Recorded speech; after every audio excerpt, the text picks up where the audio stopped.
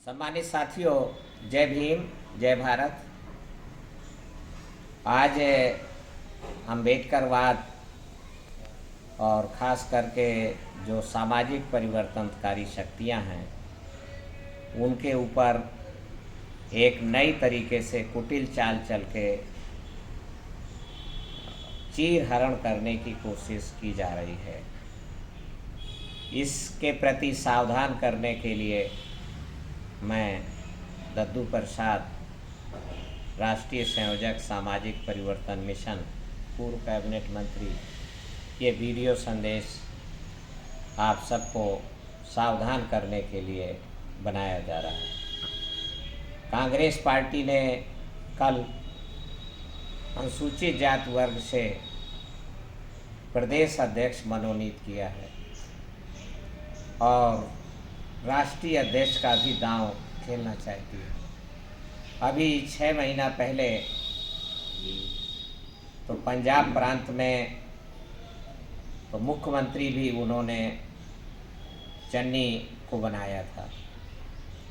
तो ये सारी कोशिश है कि दलित वर्ग को, जो महापुरुषों के संघर्ष के कारण, महापुरुषों की विचारधारा के कारण, खासकर महात्मा ज्योतिराव फुले, छत्रपति साहू महाराजा, कोल्हापुर नरेश और पेरियार वी रामास्वामी नायकर और सबसे बढ़ चढ़कर परम पूज्य बाबा साहेब डॉक्टर अम्बेडकर और मानवर कांशीराम जी की विचारधारा पर चलकर जो बदलाव के लिए तैयार हुआ है, तो वो बदलाव से विरत कर दिया जाए और यथास्थितिवाद का साथ देने के लिए उसको तैयार किया जाए। तो ये भिन्न भिन्न किस्म के चुग्गा उनके सामने डाला जा रहा है। ये बात ठीक है कि बहुजन आंदोलन कुछ खलनायकों के खलनायकी के कारण बिखराव की दिशा में है और किकर्त विमूढ़ है वो।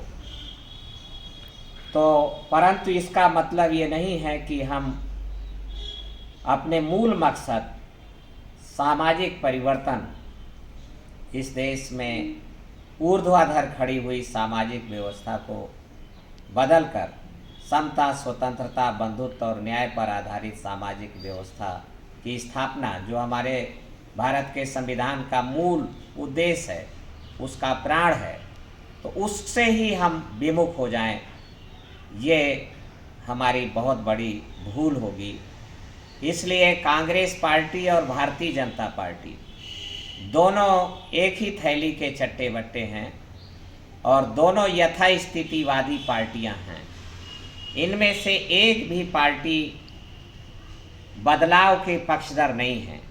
भारतीय जनता पार्टी खुलेआम यथास्थितिवादी है और ऊर्ध्वाधर खड़ी हुई सामाजिक व्यवस्था को बरकरार रखना चाहती है, छुपाती नहीं है बात को।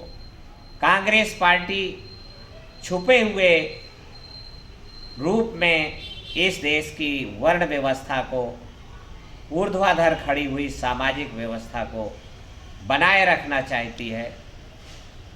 कांग्रेस पार्टी के मूल नेता मोहनदास करमचंद गांधी भी ऐसा ही चाहते थे और इसी कारण से परम पूज्य बाबा साहेब डॉक्टर अम्बेडकर से उसका मतभेद था, मत भिन्नता थी उनके बीच में।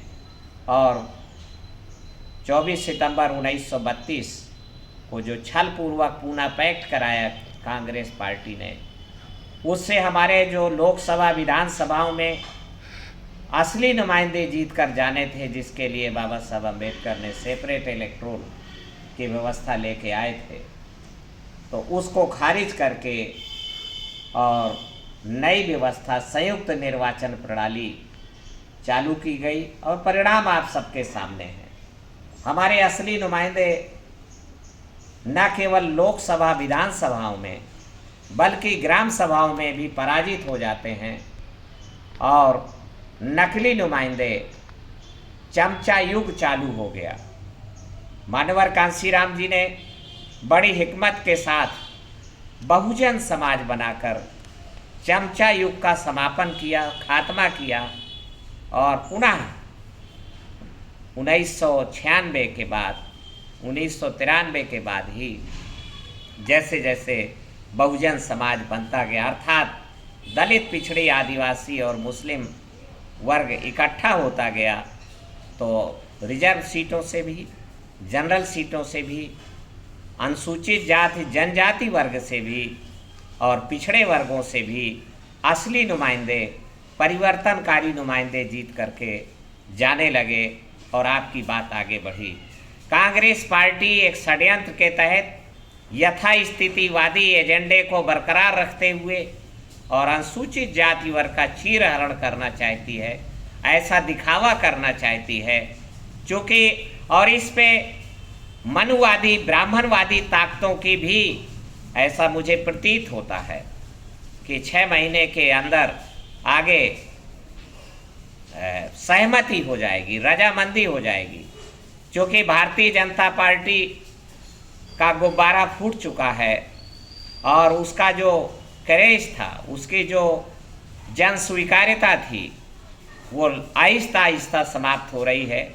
और 5 वर्ष पहले आपने देखा कि राजस्थान में पिट गई, मध्य प्रदेश में भारतीय जनता पार्टी पिटी।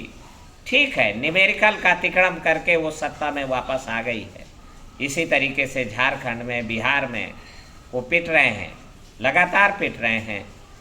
इसलिए इस देश का जो यथास्थितिवादी वर्ग है वो परिवर्तन की तरफ अनुसूचित जाति वर्ग और दलित, आदिवासी वर्ग बरकरार न रहे, तो उसको भ्रमित करने के लिए ये मुखौटे आपके सामने लाए जा रहे हैं। चन्नी का क्या हुआ?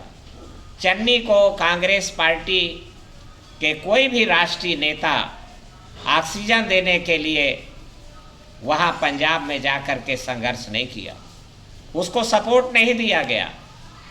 आगे भी इनका केवल अनुसूचित जाति वर्ग को भ्रमित करके और कांग्रेस पार्टी के साथ ला करके, और जैसे अनुसूचित जाति वर्ग कांग्रेस पार्टी की तरफ रुझान करता है तो फिर यथास्थितिवादी ताकतें पुनः वहाँ इकट्ठा होकर के और इस देश की ऊर्ध्वाधर खड़ी हुई सामाजिक व्यवस्था को बरकरार करने में जुट जाएंगी। भाजपा जाएगी, फिर कांग्रेस आ जाएगी, कांग्रेस जाएगी, भाजपा आ जाएगी। इससे परिवर्तनकारी लोगों को कुछ भी हासिल होने वाला नहीं है।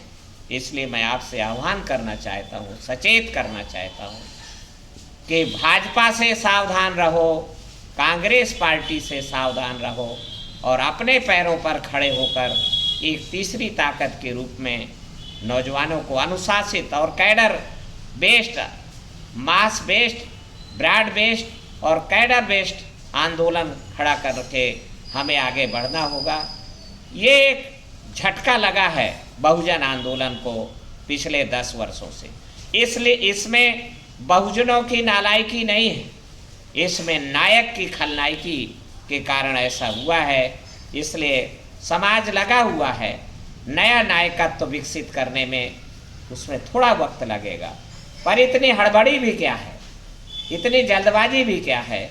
इसलिए मैं सचेत और सावधान करता हूँ कि भाजपा और कांग्रेस, भाजपा अगर संविधान बदलना चाहती है तो कांग्रेस पार्टी भी संविधान को बदल चुकी है, अनेकों बार बदल चुकी है। भाजपा अगर आरक्षण खत्म करना चाहती है तो कांग्रेस पार्टी पहले ही आरक्षण खत्म कर चुकी है और लोकसभा, विधानसभा के आरक्षण की सीटों पर कांग्रेस पार्टी पहले ही चमचों को विधानसभा, लोकसभा में जिता करके पहुंच चुकी है।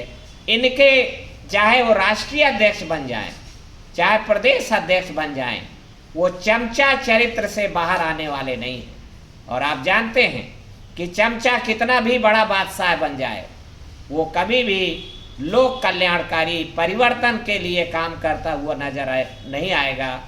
चमचा वही करेगा जो उसके मालिक का इशारा होगा। तो इसी के साथ में आपसे सावधान रहें, भाजपा से भी सावधान रहें, कांग्रेस पार्टी से भी, और हमें cadre based, mass based, broad based एक आंदोलन पुनः खड़ा करना होगा। इसमें आप सबका आह्वान करते हुए धन्यवाद। जय भीम, जय भारत।